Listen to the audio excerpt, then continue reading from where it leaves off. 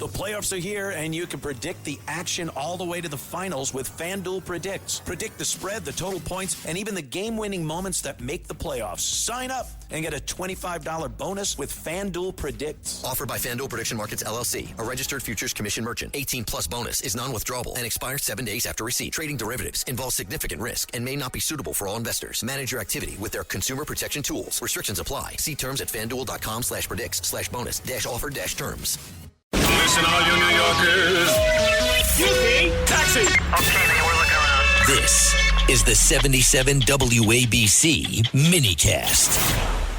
We got to worry about hate in our own country. And there is a candidate who is running, and he's tied right now for first on the Democratic side in the U.S. Michigan Senate race. His name's Abdul El Sayed. He has been blasting Israel at every turn. It's really shocking, really disgusting. And here is what Professor Alan Dershowitz has to say about him, because here he is in America running for a U.S. Senate seat. He's campaigning with Hitler. He's campaigning with an overt anti-Semite who might as well be wearing a swastika, who doesn't even hide his anti-Semitism, who supports Hitler, who thinks that it would have been a good thing if the Nazis had won the Second World War. That's who he's campaigning with. And he says, oh, it's free speech. No. Who you pick to campaign with has nothing to do with free speech. I represented the rights of Nazis to march in Skokie. But would I invite them to dinner at my home? Of course not. Would I campaign for one of them to run for the Senate? Of course not. So this candidate is a liar, a hypocrite, and an anti-Semite. And he represents the new face of the Democratic Party. So I'm going to work very hard to see the Republicans control the House, control the Senate, and become the next president of the United States. That's a very powerful statement. That's why Alan Dershowitz says he's becoming a Republican, because he cannot take the Democratic Party. He doesn't recognize the Democratic Party, even though he's been a lifelong Democrat, guys.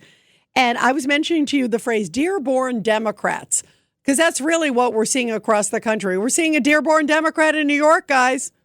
You're seeing a Dearborn Democrat in Seattle. You're seeing them in a couple different places around this country, and it's troubling for sure. Rich Lowry of the National Review kind of coined that phrase because he's referring to Dearborn, Michigan, of course, where El Sayed, the one who Dershowitz was just talking about, that's where he's coddling that crowd. That's why he didn't even want to condemn, remember, or talk about the death of the Ayatollah, because he said it will offend the people in Dearborn. I mean, are you kidding me? You get rid of modern-day Hitler, and we don't want to talk about it because it could offend a certain group of people. It's a very high Muslim population. Here's Rich Lowry explaining what's going on with these Dearborn Democrats and the impact it's having across this country. Yeah, so I think we had some bad incidents in World War I and World War II where we're arresting people for speech, which we don't need to do today, but we can condemn this speech. And it's much broader than these ethnic enclaves in Minneapolis or Dearborn. I use the phrase Dearborn Democrats in the same sense that Gene Kilpatrick used the phrase San Francisco Democrats in the 1980s. That was a symbolic way of stating these people are coastal elites, they're out of touch, they're against the Cold War, and they're in favor of cultural permissiveness. Now it's Dearborn Democrats in the sense they hate Israel, they're all about the Palestinians and any opposition group, extremist groups that opposes Israel, and they hate the West. And they hate the West. So they hate America, and yet they're here in this country? I'm sorry, get the heck out.